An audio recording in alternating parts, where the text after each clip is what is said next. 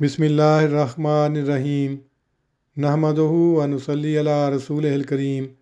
صحیح البخاری کتاب العلم باب رفع العلم و ظہور الجہل، یعنی علم کا اٹھایا جانا اور جہالت کا عام طور پر پھیل جانا۔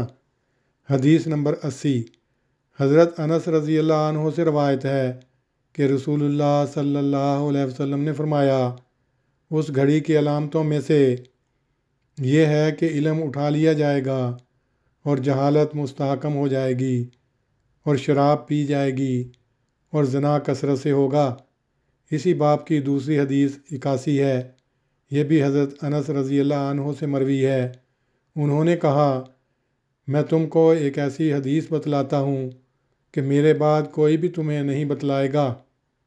میں نے رسول اللہ صلی اللہ علیہ وسلم سے سنا، آپ فرماتے تھے، اس گھڑی کی علامتوں میں سے یہ ہے کہ علم کم ہو جائے گا اور جہالت کا غلبہ ہوگا اور زنا کثرت سے پھیل جائے گا اور عورتیں بہت ہوں گی اور مرد کم ہو جائیں گے، یہاں تک کہ 50 عورتوں کا ایک ہی نگران ہوگا۔ ان احادیث سے پہلے حضرت امام بخاری نے ربیعہ کا ایک قول نقل کیا ہے۔ لکھتے ہیں کہ ربیعہ نے کہا، کسی کے پاس کچھ علم ہو تو اسے نہیں چاہیے کہ وہ اپنے آپ کو ضائع کرے۔ تشریح میں لکھا ہے، ربیعہ بن ابی عبد الرحمن مدنی تابعی 136 ہجری میں فوت ہوئے۔ بوجہ اپنے اجتہاد کے ربیعہ الرائی کے لقب سے مشہور تھے۔ امام بخاری نے ان کا قول یہ بتانے کے لیے نقل کیا ہے کہ علم کے ہوتے ہوئے پھر اپنی اصلاح نہ کرنا اور اپنے آپ کو ضائع کر دینا، یہ بھی ایک معنی میں علم کا اٹھ جانا ہے۔ دونوں صورتوں میں انسان نہ صرف اپنی جان پر ظلم کرتا ہے بلکہ اپنے بد نمونے سے دنیا میں بھی بدکاری کے پھیلنے کا موجب ہوتا ہے۔ جہالت کے معنی جہاں فقدان علم کے ہیں وہاں بد عملی کے بھی ہیں، جو علم کے نہ ہونے سے پیدا ہوتی ہے۔ علم سے مراد یہ مادی علوم نہیں بلکہ وہ روحانی عرفان ہے جو انبیاء لاتے ہیں، جس سے بدیوں کا خاتمہ ہوتا ہے اور روح القدس کی ایک نئی زندگی شروع ہوتی ہے۔ یہ مادی علوم تو بدیوں کے بڑھانے کا موجب ہوئے ہیں، بوجہ اس کے کہ ان کے ساتھ روحانی معرفت نہیں۔ اس حدیث نے باب کے مضمون کو واضح کر دیا ہے، کیونکہ کسی قوم کی تباہی کے اسباب میں سے فقدان علم کو بھی شمار کیا گیا ہے۔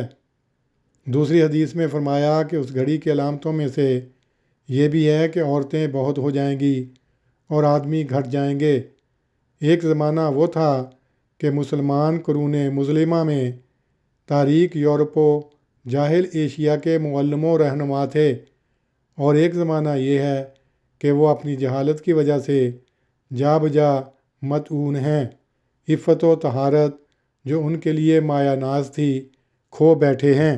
ان کی غیرت جس سے سارا جہان لرزاں تھا آج ان سے مفقود ہو چکی ہے، اور بدکاری جو خوف کے مارے ان کی دہلیز کے پاس پھٹکنے کی جرت بھی نہ کر سکتی تھی، آج ان کے آنگنوں میں ہر قسم کی بے حیائی کے تماشے کر رہی ہے اور انہیں احساس تک نہیں۔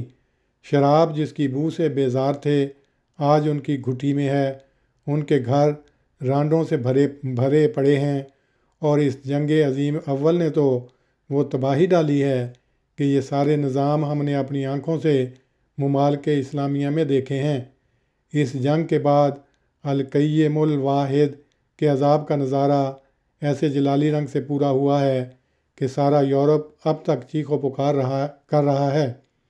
گویا مسلمانوں کی تباہی جو دجالی فتنے کے ذریعے سے مقدر تھی، وہ ایک ایسی ہولناک صورت میں ظاہر ہوئی کہ تمام جہان اس میں مبتلا ہو گیا۔ علم کے ساتھ عمل کرنے کے متعلق باب مذکور میں 16واں ادب یہ سکھایا ہے کہ عمل نہ کرنے سے علم بھی ضائع ہو جاتا ہے اور اس کے ساتھ خود انسان بھی۔ اللہم صلی علی محمد وعلی آل محمد کما صلیت علی ابراہیم وعلی آل ابراہیم انک حمید مجید۔ اللہم بارک علی محمد وعلی آل محمد کما بارکت علی ابراہیم وعلی آل ابراہیم انک حمید مجید۔